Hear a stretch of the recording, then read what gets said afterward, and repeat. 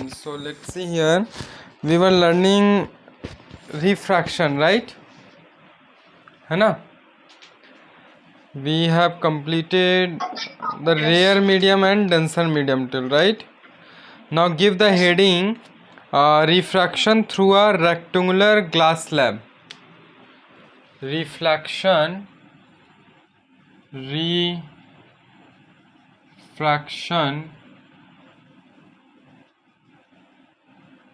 through a rectangular glass slab. देखिए, समझने का पहले कोशिश करेंगे, ठीक है? उसके बाद लिखिएगा आप, ठीक है? ओके, देखिए, सपोज करते हैं कि हम ये एक रेक्टेंगुलर ग्लास स्लैब है,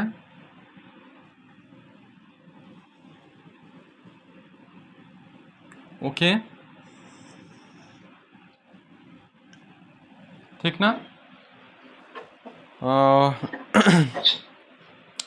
एक रे ऑफ लाइट आ रहा है, ठीक है, जो मानते हैं इस पॉइंट पे स्ट्राइक किया, ओके, रे ऑफ लाइट इस पॉइंट पे स्ट्राइक कर रहा है, ठीक है, ये ई हम दे देते हैं एंड ये पॉइंट हम मान ले रहे हैं ओ, ठीक है, इस पॉइंट को हमने माना ओ. क्लियर है?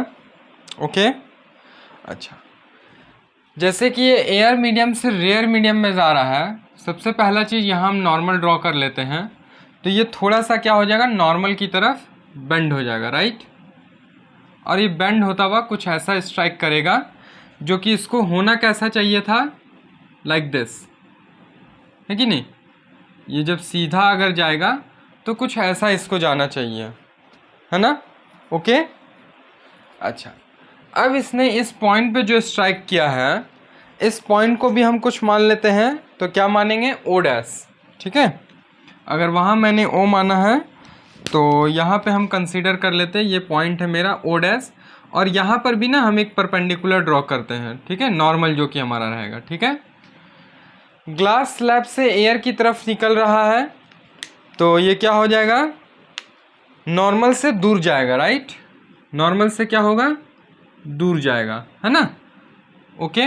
और अगर आप इसको देखेंगे तो ये अपना सीधा ऐसा कुछ इसको जाना चाहिए, ठीक है. क्लियर है? ओके. और any doubt? Yes, tell me. ठीक है, एक बार वापस रिपीट कीजिए.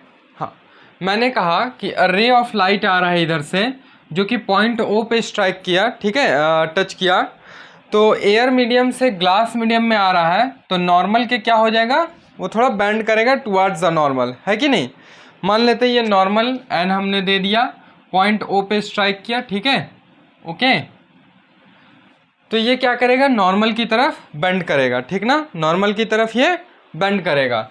ये पहला हमारा I1 हम ले लेते हैं, एंगल ऑफ इंसिडेंस, और ये हमारा I2 ले लेते हैं, angle of R2, sorry, angle of reference, ठीक है,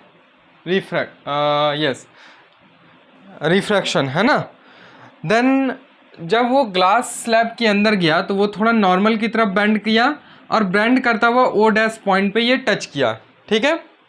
मैंने अगेन यहाँ एक नॉर्मल ड्रॉ किया है, इस नॉर्मल से जो यहाँ पे इंसिडेंस एंगल बनेगा I2 मान लेते हैं उसको, और यहाँ पे जो रिफ्रैक्शन एंगल बनेगा, एंगल ऑफ रिफरेंस, ये क्या हो जाएगा, मान लेते हैं R2, ठीक ना? और फिर जब इस पॉइंट ओ डैश पे ये टच कर रहा है, तो फिर ये अगेन एयर पे निकला, एयर मीडियम में गया, तो ये क्या होगा, नॉर्मल से थोड़ा दूर जाएगा. क्लियर है? ओके. ये जो डॉटेड लाइन से हम दिखा रहे हैं कि अगर ये रे सीधा अगर आता तो ये कुछ इस तरह से आता, ये है ना, कुछ इस तरह से इसको आना चाहिए. क्लियर है ना? ये एन है, इधर साइड एन डैश ले लेते हैं, और इस नॉर्मल को भी हम कुछ मान लेते हैं, एम और एम डैश, ठीक है, एम और एम डैश, ठीक ना? ये हमारा नॉर्मल, ये मैंने जस्ट नॉर्मल को भी किया है, ठीक है. तो ये जो आप देख रहे हैं इसमें, तो इसमें आपको कुछ गैप यहाँ पे देखने को मिल रहा होगा, राइट, है ना? एक गैप, ये एल जो डिस्टेंस है L मैंने मान लिया, ठीक है। और यहाँ मैंने E माना, यहाँ पे H मान लेते हैं। क्लियर है। यही जो आपको गैप देखने को मिल रहा है ये किस कारण से, रिफ्रैक्शन के कारण से। क्लियर है। ये किस कारण से हो रहा है, तो रिफ्रैक्शन के कारण से हो रहा है। Is it clear,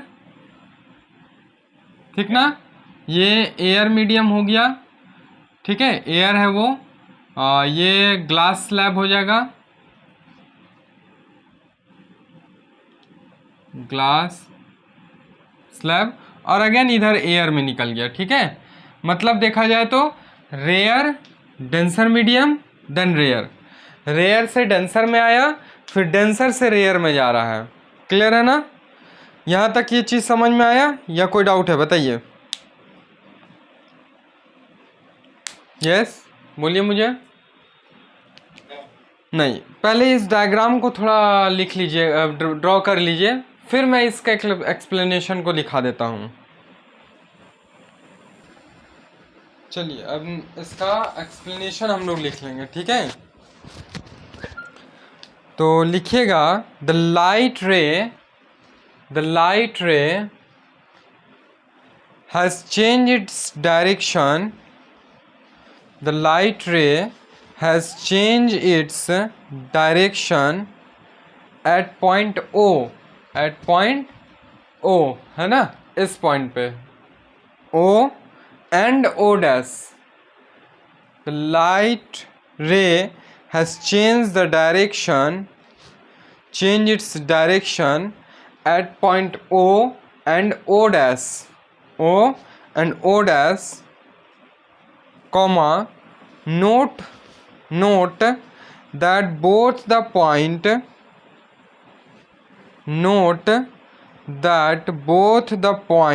O and O dash lie on surface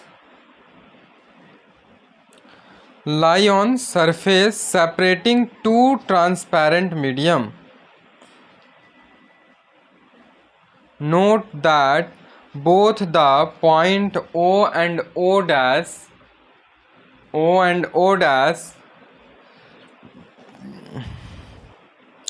lie on the surface separating TWO2 transparent medium, separating true transparent medium, ठीक है। O और O डैश दोनों दो ट्रांसपेरेंट मीडियम को सेपरेट कर रहा है, ठीक ना। Okay, full stop. अब हमने जैसे यहाँ क्या किया, एक परपेंडिकुलर ड्रॉ किया, तो वी विल राइट कि draw a perpendicular N dash, draw perpendicular N dash, ये रहा एन और एन डैश, है ना, N dash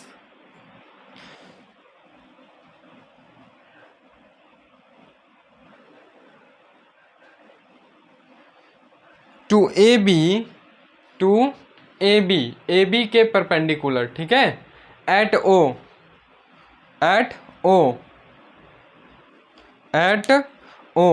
and another perpendicular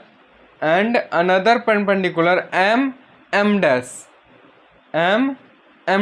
another perpendicular on DC या to C D at O dash, ठीक है।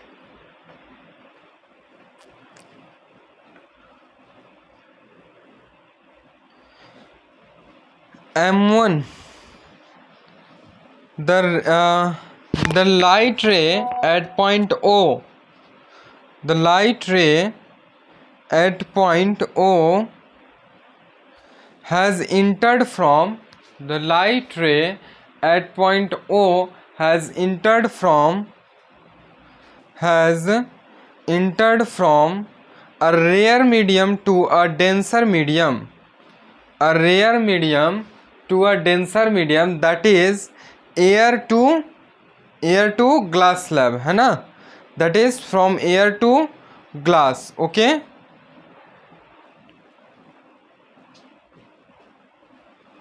that is air from air to glass.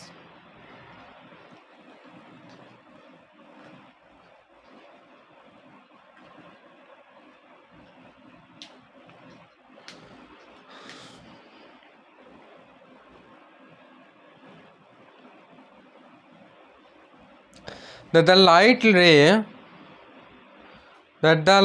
ray has been towards the normal,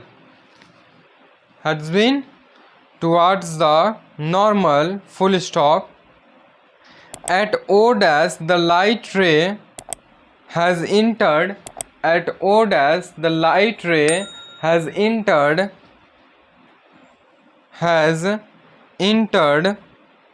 from glass to air,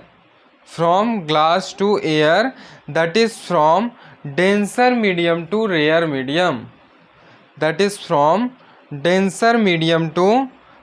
medium, full stop. The light here has bent away from the normal, full stop. The light here has bent away from the normal, full stop. In this way R1 is less than R2. In this way R1 this angle है ना, R1 this angle, okay. R1 is less than R2, okay. R1 जो है वो R2 से छोटा होगा, क्यों? क्योंकि यहाँ पे जो रे है वो आपका डेंसर मीडियम में आया है तो नॉर्मल के करीब जाएगा तो एंगल छोटा, और यहाँ एयर मीडियम में जा रहा है तो नॉर्मल से फार जाएगा तो एंगल बड़ा। तो R1 जो है वो R2 से छोटा होगा, R1 जो है वो R2 से क्या होगा, छोटा होगा, ठीक है।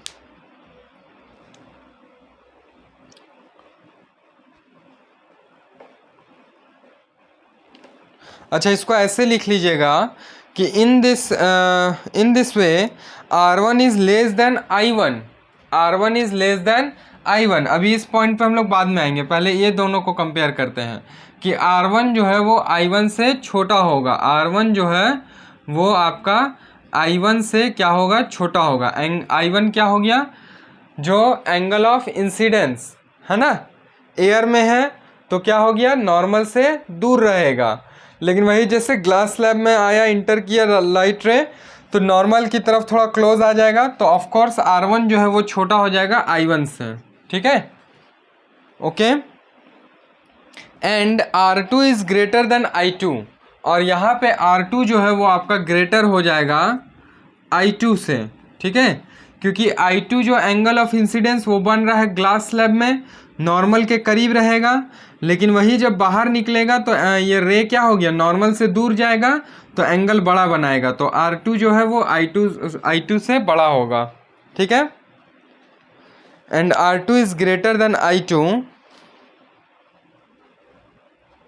R2 is greater than I2, full stop. यहाँ लिखिएगा EO इज द इंसिडेंट रे, EO इज द इंसिडेंट रे, और फिर O और O डैश क्या हो गया हमारा, रिफ्रैक्टेड रे, O dash is the refracted रे, एंड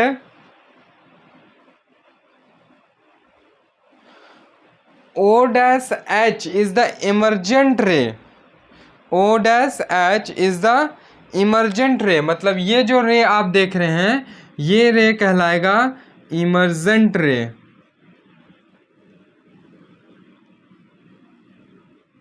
ठीक है। E टू O ये इंसिडेंट रे, रिफ्लेक्टेड रे, और ये हो गया हमारा इमर्जेंट रे, ठीक है। Incident ray EO, incident ray O dash, refracted रे O dash H, this one will be the emergent ray, okay, full stop. We may observe that the emergent ray is parallel to the parallel to the direction of the incident ray. ठीक है, ये जो incident ray we में observe that emergent ray is parallel to the direction of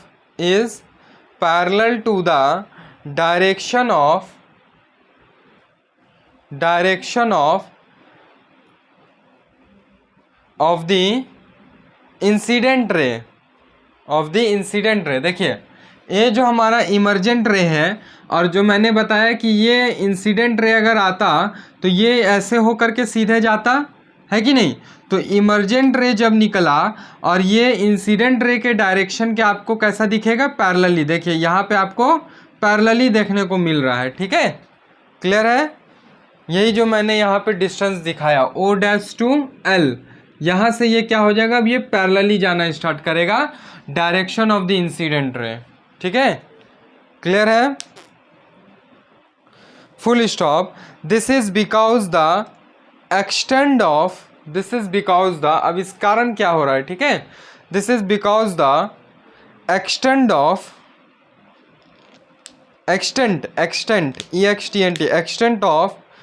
bending of the ray of light. This is because the extent of bending of the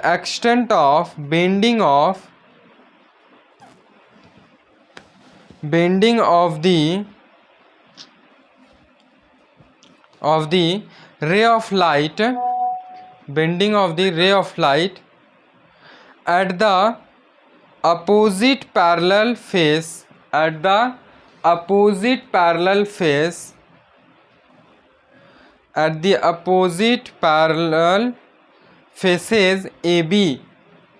faces AB, bracket में लिखिएगा air glass interface, जहाँ पे air glass interface है जो AB का है ना, उसके अपोजिट ये है।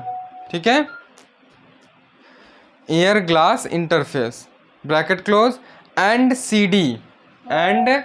CD, जो कि ब्रैकेट में लिख लेना क्या है, ग्लास एयर इंटरफेस। ठीक है, क्या है, glass air interface, bracket close, of the rectangular glass slab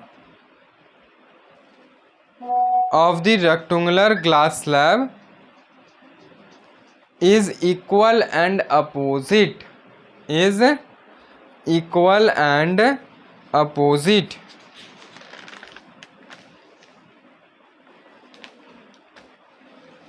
clear है।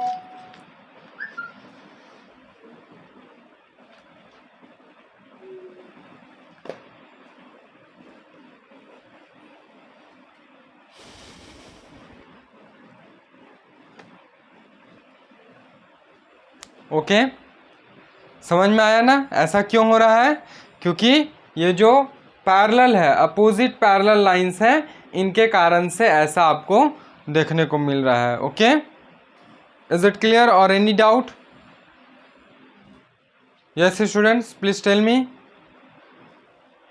अगर ये क्वेश्चन एग्जाम में आता है तो डायग्राम बना के आपको ये एक्सप्लेनेशन लिखना होगा पूरा।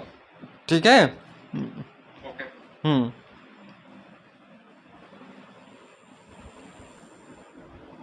Now give the heading Law of Refraction of Light. Laws of refraction of light. Okay, so write the first law कि according to first law of refraction,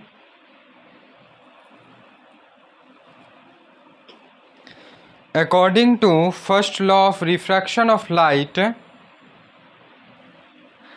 the incident ray, the refracted ray and the normal,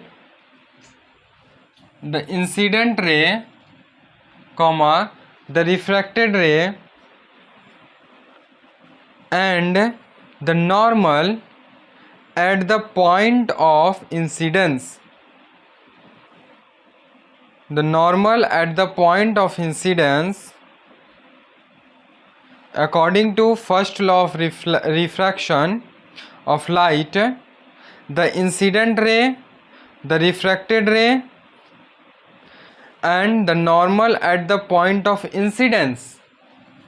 The normal at the point of incidence. Okay, मान लेते ये point है incidence, यही आपका normal हो गया, ठीक है, ये आपका इंसिडेंस रे हो गया और ये आपका रिफ्रैक्टेड रे हो जाएगा, ठीक ना, क्लियर है, okay, comma all the lie in the same plane, all lie on the same plane, ठीक है, ये सेम हमारा फर्स्ट लॉ ऑफ रिफ्लेक्शन के जैसा हो गया, ठीक ना, फर्स्ट लॉ ऑफ रिफ्लेक्शन के तरह हो गया कि वहाँ पर भी क्या होता था कि जो नॉर्मल है, ठीक है, मानते ही अगर एक प्लेन मिरर है, ये पॉइंट ओ मान लिए, यहीं पे हम नॉर्मल बनाते थे, इंसिडेंट रे और ये रिफ्लेक्टेड रे है ना, सब क्या होता था, एक ही पॉइंट पे लाई करता था, एक ही सरफेस के एक ही पॉइंट पे। तो ठीक उसी तरह यहाँ पर भी एक ही सरफेस के एक ही पॉइंट पे ये तीनों चीज़ लाई करेगा, ओके, ये पहला लॉ कहता है, okay. Now second law, right the second law. According to the second law of refraction of light, according to the second law of refraction of light, comma, the ratio of sine of angle of incidence, the ratio of sine of angle of incidence, sine of angle of incidence, incident to the sine of angle of refraction, sine of angle of refraction, okay, is constant for a given pair of medium, is constant for a given pair of medium। ये इसका second law बन गया, ठीक है, given pair of medium, full stop. This law was discovered by Snell experimentally, Snell, SNELL, Snell experimentally, ये Snell के द्वारा discover किया गया था ये, ठीक है, comma, therefore this is also known as Snell's law of refraction, ठीक है, इसीलिए इसको क्या कहा जाता है, स्नेल्स लॉ ऑफ रिफ्रैक्शन के नाम से भी जाना जाता है, क्लियर है, ओके। और वहाँ पे सेकेंड लॉ क्या था हमारा रिफ्लेक्शन में, बता सकते हैं, रिफ्लेक्शन में हमारा सेकेंड लॉ क्या था, यस, वेरी गुड, है ना, बहुत बढ़िया, two both of you, angle of i is equal to angle of r होगा, राइट, इन ऑल केस।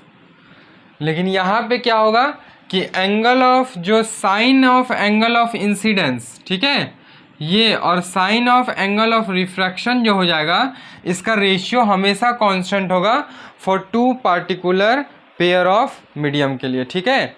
अगर इसको लिखना है तो इसके बाद और ऐसे करके लिख लीजिएगा, ठीक है, और करके कि sine i by sine r equal to क्या हो जाएगा, constant, okay, sine i by sine r आपका हो जाएगा कांस्टेंट, ओके, क्लियर है, इतना पहले नोट डाउन कर लीजिए और पढ़ लीजिए एक बार, 2-3 मिनट ले लीजिए, ठीक है, टेक योर टाइम, और पढ़ करके एक बार बताइए मुझे, कहीं डाउट है तो बोलिए, ऐसे तो मुझे लगता है कहीं डाउट नहीं होना चाहिए, ठीक है। Now note down some points, ठीक है, लिखिएगा नोट्स बना करके कि the value of constant sine i by sine r, sine i by sin r, the value of constant sin I by sin r for a ray of light passing through from air into a particular medium,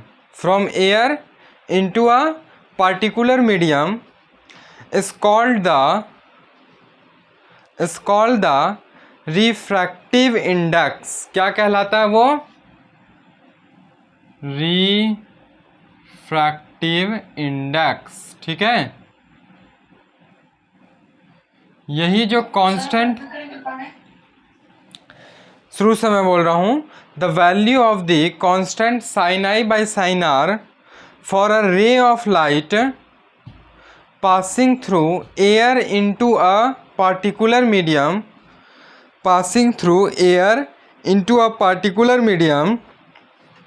is called refractive index, ठीक है। यही है refractive index कि जब कोई रे of light air से कोई पार्टिकुलर मीडियम में जा रहा है, ठीक है, तो जो sine i by sine r का जो वैल्यू होता है, constant sine i by sine r का, वही आपका रिफ्रैक्टिव इंडेक्स कहलाता है। क्लियर है? वही क्या कहलाता है? रिफ्रैक्टिव इंडेक्स कहलाता है। ओके, तो बेसिकली यही हो गया ना, मतलब कांस्टेंट होगा ना, क्या बोले? तो वो बेसिकली कांस्टेंट होगा ना, हाँ, यस, वो कांस्टेंट होगा सभी मीडियम्स के लिए, ठीक है।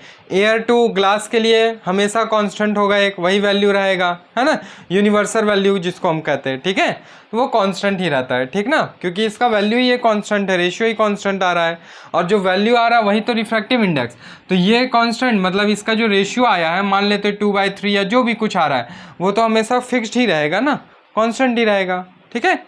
चलिए इसके आगे लिखिएगा, it is denoted by symbol n, small n, it is denoted by symbol n, full stop. So refractive index क्या लिखेंगे? सो रिफ्रैक्टिव इंडेक्स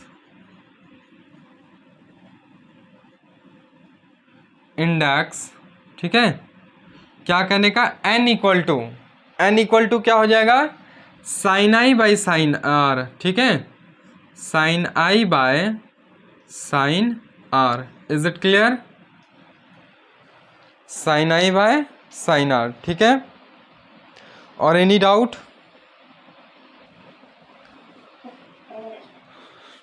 ठीक, अब नेक्स्ट पैराग्राफ में लाइन लिखिएगा एक कि the refractive index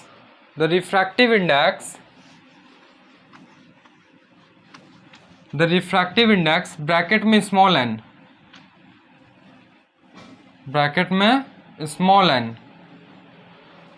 can also be written as a ratio of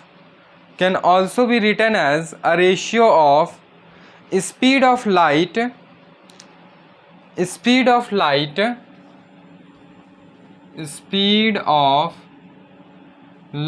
into medium, ठीक है। स्पीड ऑफ लाइट मान लेते हैं इन मीडियम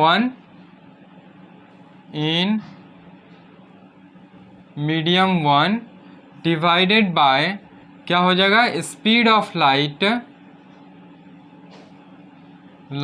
इन मीडियम 2, ठीक है। क्लियर है?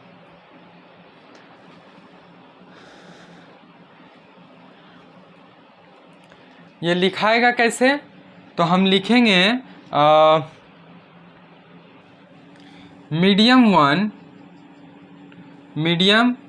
इन बेस 1 एंड मीडियम 2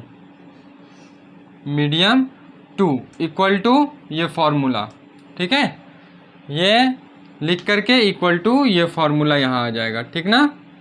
ओके, तो जो रिफ्रैक्टिव इंडेक्स है वो हम speed of light in 2 different mediums के जो रेशियो निकाले रहेंगे उससे भी हम फाइंड कर सकते हैं, ठीक है। तो ऐसा क्यों? क्योंकि देखिए स्पीड जो है वो भी तो कांस्टेंट रहता है ना। लाइट का जो स्पीड है एयर में वो तो कहीं भी आप चले जाएं वो तो जो है वही रहेगा ना। जो स्पीड है वो तो हमेशा कांस्टेंट ही रहेगा, हमेशा फिक्स ही रहेगा, ठीक है। जो कि एयर या वैक्यूम में क्या है, वैक्यूम में बताइए स्पीड ऑफ लाइट क्या है? 3 × 10⁸, right? 3 into 10 to the power 8. Yes. और ग्लास स्लैब में क्या होता है? 2 × 10⁸, ठीक है। इस पॉइंट को भी मैं लिखवा दूंगा आगे, ठीक है। ये स्पीड ऑफ लाइट हो गया एयर और वैक्यूम में, और ये स्पीड ऑफ लाइट हो गया ग्लास में। तो आप कहीं पर भी चल जाइए पूरे यूनिवर्स में, speed of air light air और इन वैक्यूम क्या होगा हमेशा 3 × 10⁸, और ग्लास स्लैब में क्या होगा 2 × 10⁸। तो हम जब रेशियो निकालेंगे तो वो हमेशा कांस्टेंट ही रहेगा, है कि नहीं। और वो भी रिफ्रैक्टिव इंडेक्स ही कहलाएगा। क्लियर है? ओके। तो ऐसे भी हम उसका रिफ्रैक्टिव इंडेक्स निकाल सकते हैं। इज इट क्लियर और any doubt?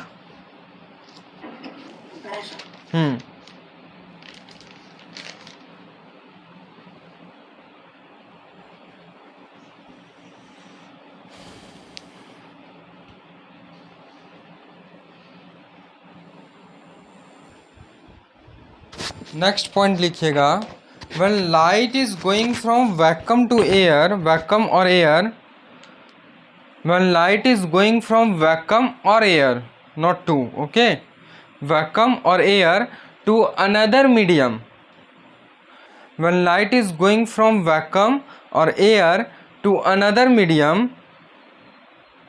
comma, then the value of refractive index is called the absolute refractive index, is called the absolute refractive index. Okay. Sir एक बार repeat करेंगे line? Yes, when the light is going from vacuum or air to another medium, then the value of refractive index, is called the absolute refractive index, is called the absolute refractive index, ठीक है। जो light air या vacuum से medium में जा रहा है, ठीक है, तो उसका जब हम रिफ्रैक्टिव इंडेक्स निकाल रहे हैं या जो रिफ्रैक्टिव इंडेक्स होता है वही refractive index absolute refractive index के नाम से भी जाना जाता है। क्लियर है? और simply called its refractive index, और simply called its refractive index, ठीक है। तो रिफ्रैक्टिव इंडेक्स इक्वल टू क्या हो जाएगा?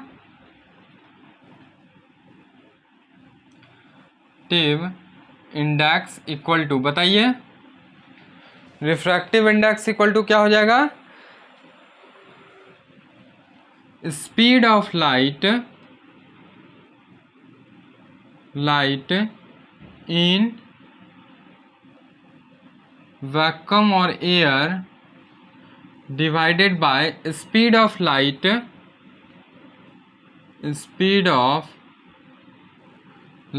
इन, क्या बोलेंगे, इन अनदर मीडियम, ठीक है। हाँ, अनदर मीडियम।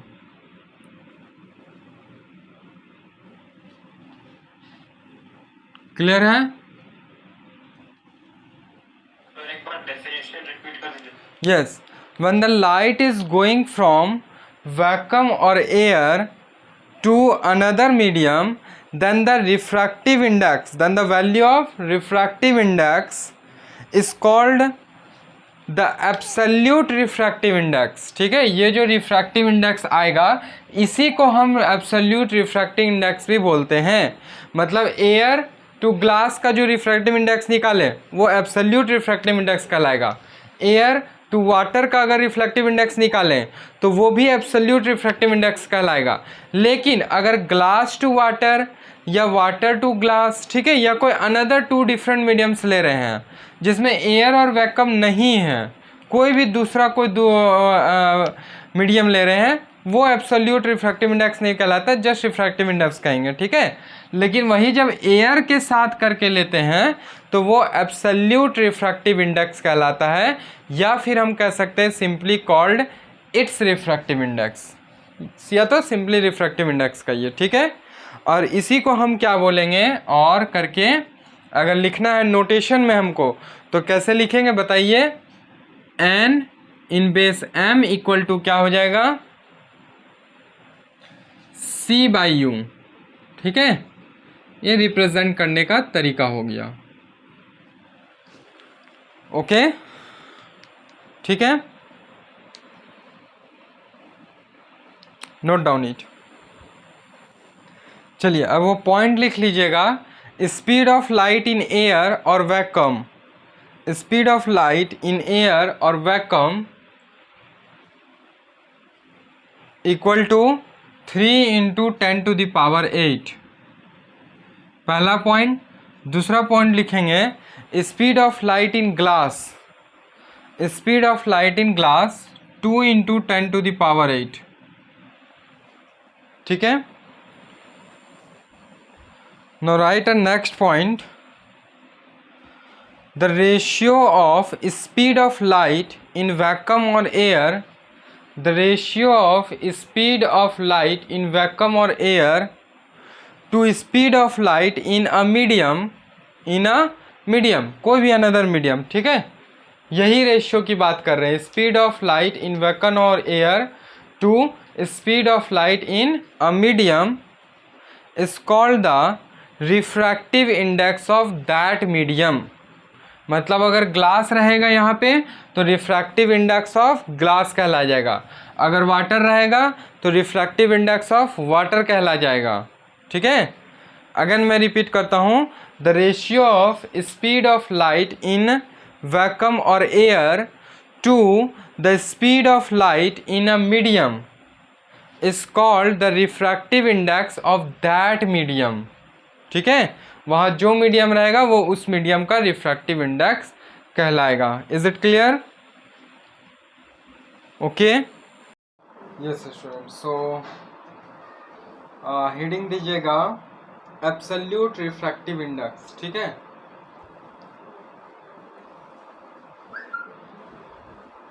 एब्सोल्यूट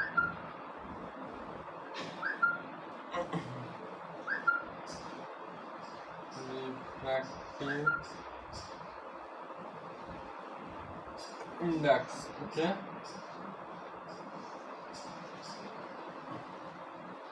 देखिए पहला क्या है, मटेरियल, ठीक है। जो मटेरियल या मीडियम हम ले लेंगे, जो मटेरियल मीडियम मेरा है, ठीक है। नेक्स्ट देखेंगे रिफ्रैक्टिव इंडेक्स, क्या है, रिफ्रैक्टिव इंडेक्स, ठीक है।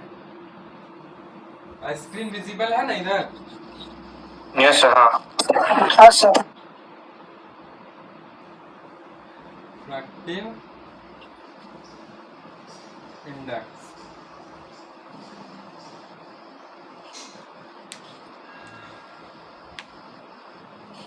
जैसे सबसे पहले हम देखते हैं एयर के लिए। एयर के लिए क्या है रिफ्रैक्टिव इंडेक्स, बताइए। रिफ्रैक्टिव इंडेक्स एयर के लिए क्या होगा? 3 × 10⁸ नहीं, वो स्पीड है, वो स्पीड ऑफ लाइट है। रिफ्रैक्टिव इंडेक्स की हम बात कर रहे हैं, तो ये हो जाएगा 1.0003, क्या है, 1.0003। नेक्स्ट है आइस के लिए, आइस के लिए, तो आइस के लिए क्या है 1.31, आइस के लिए क्या है 1.31, ठीक है, ओके। नेक्स्ट हम देखेंगे वाटर के लिए। नेक्स्ट किसके लिए है, वाटर के लिए 1.33, वाटर के लिए क्या है 1.33, ठीक है। फिर हम देखते हैं अल्कोहल के लिए, अल्कोहल 1.36, अल्कोहल के लिए 1.36, ठीक है। क्लियर है? अल्कोहल के लिए 1.36, साथ ही साथ लिखते भी जाइएगा, ठीक है, वरना ऐसे बहुत टाइम लग जाएगा फिर। नेक्स्ट है केरोसिन। केरोसिन के लिए है 1.44, केरोसिन के लिए 1.44, ठीक है, ओके, 1.44, ठीक है। नेक्स्ट है फ्यूज्ड कॉन्ट्स, ठीक है, कॉज्ड, फ्यूज्ड कॉज्ड, ठीक है, क्या है, फ्यूज्ड कॉज्ड के लिए आपका है 1.46, 1.46, ओके, ठीक है, इज इट क्लियर। नेक्स्ट हम देखते हैं तारपीन ऑयल, ठीक है, तारपीन ऑयल क्या है नेक्स्ट,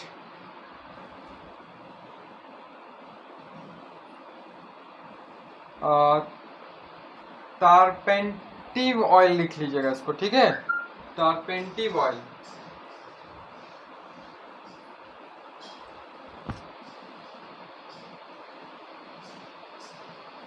पेंटिव ऑयल, इसके लिए क्या आ जाएगा 1.47, क्या है 1.47, ओके, 1.47। नेक्स्ट है बेंजीनिल,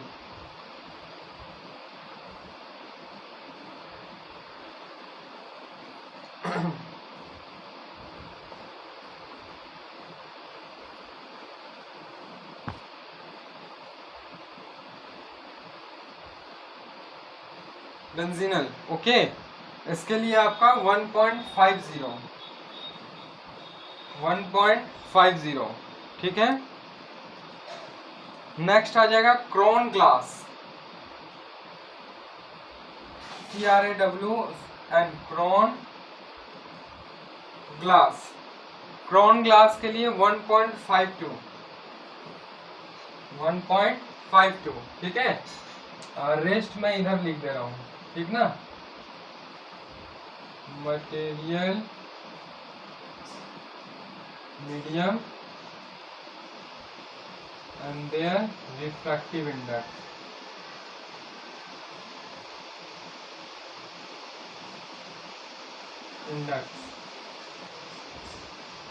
ठीक है।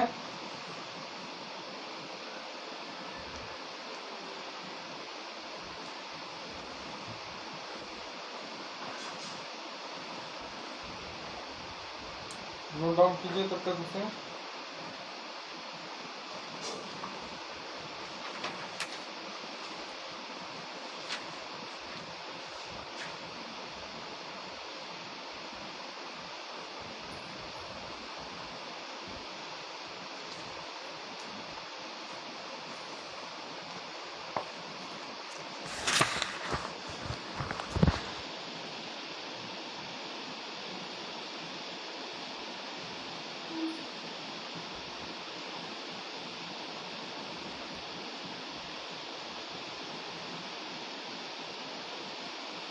टार्पेंटाइन होगा, ठीक है, TINE, टार्पेंटाइन होगी,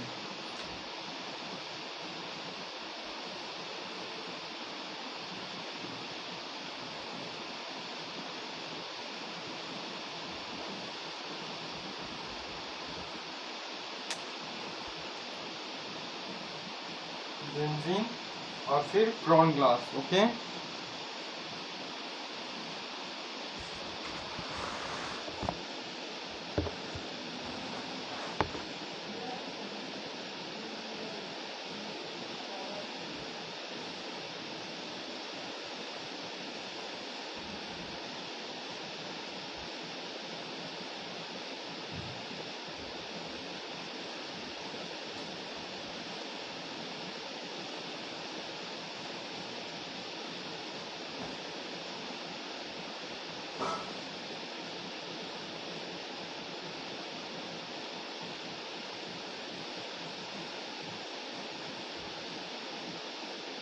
नेक्स्ट लिख लीजिएगा rock salt.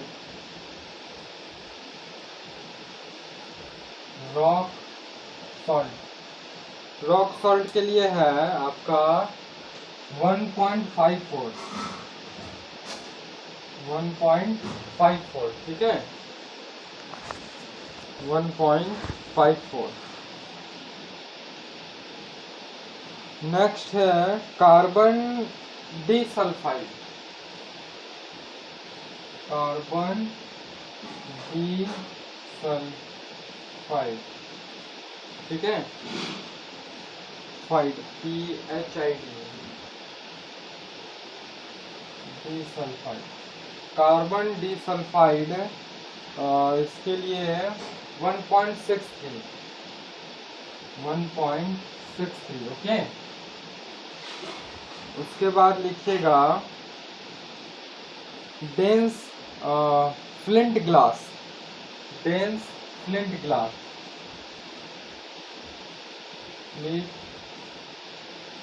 Glass, dense flint glass 1.65, ठीक है, 1.65। नेक्स्ट लिखिएगा रूबी, रूबी 1.71, 1.71।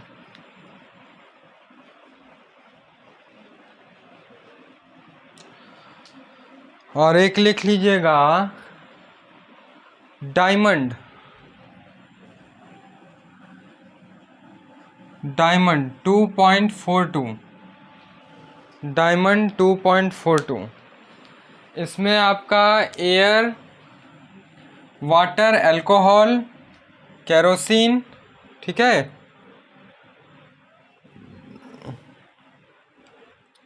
बेंजीन, टारपेंटिल ऑयल, ठीक ना, डायमंड, ये सारा वेरी इंपॉर्टेंट होगा। रॉक सॉल्ट इसमें भी सबसे ज़्यादा इंपॉर्टेंट देखना चाहते हैं तो आपका हो जाएगा एयर, वाटर, अल्कोहल और डायमंड, ठीक है।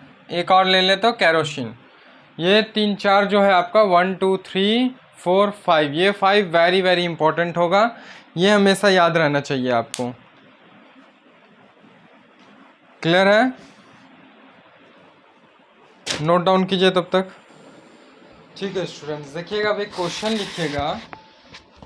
अच्छा, ये जो अभी हमने रिफ्रैक्टिव इंडेक्स का जो वैल्यू लिखवाया एब्सोल्यूट रिफ्रैक्टिव इंडेक्स, आप अगर हो सकता अलग अलग जगह पे देखेंगे, ठीक है, जैसे अलग अलग रेफरेंस बुक हो गया, अलग अलग वेबसाइट वगैरह पे देखेंगे तो हो सकता है कुछ डेसिमल में आपको डिफरेंस देखने को मिलेगा, ठीक है, लेकिन कहीं ना कहीं वो नियरेस्ट वैल्यू ही रहेगा, ठीक है। कई बार क्या करते हैं, कोई after decimal 2 digit round of कर दिए, कोई 1 डिजिट ही सिर्फ राउंड ऑफ किए, ठीक है, कोई एज इट इज़ लिख दिए, तो उस कारण से आपको किसी किसी में डिफरेंस देखने को शायद 1-2 डिजिट देखने को मिले, ठीक है, आफ्टर डेसिमल, ठीक है, तो उस पर वैसा पैनिक वगैरह नहीं होना है, ठीक ना। चलिए क्वेश्चन लिखिएगा, what is the refractive index of glass, what is the refractive index of glass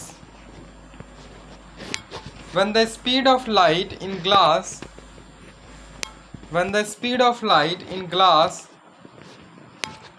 what is the refractive index of glass when the speed of light in glass is 2 into 10 to the power 18 metre पर second, ठीक है। Try कीजिए solve करने का, तो दोनों का 1.5 आ रहा है ना। अब एक चीज यहाँ पे नोटिस कीजिए, जो हमने अभी जस्ट रिफ्रैक्टिव इंडेक्स लिखा, एब्सोल्यूट और रिफ्रैक्टिव इंडेक्स है ना, उस पे देखिए ग्लास का क्या लिखवाया था,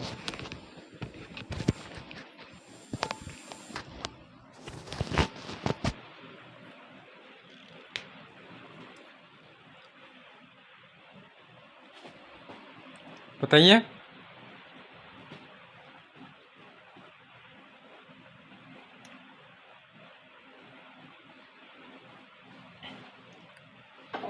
सर क्राउन ग्लास दिखा है, क्राउन ग्लास। हाँ यस, या वही ग्लास है ना, 1.52 है ना। 1.52 निकला सेम है ना।